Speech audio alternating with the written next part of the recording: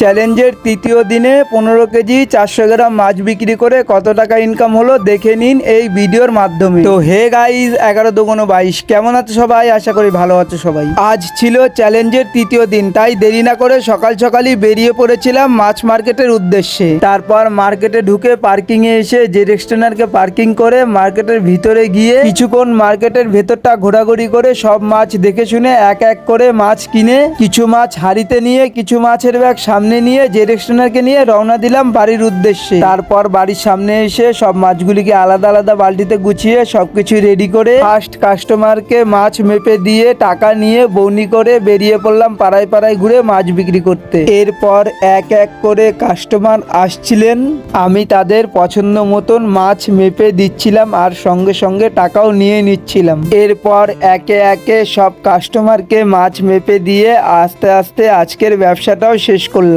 আজ আমি total 15 KG 400 গ্রাম মাছ নিয়ে বেরিয়েছিলাম, যার জন্য খরচ হয়েছিল 2990 টাকা। এরপর সব হিসাব নিকাশ বাদ দিয়ে আজকে আমার টোটাল লাভ হয়েছিল 880 টাকা। তাহলে চ্যালেঞ্জের তৃতীয় দিনও বলা যায় আজকের দিনটা মোটামুটি ভালোই গেল।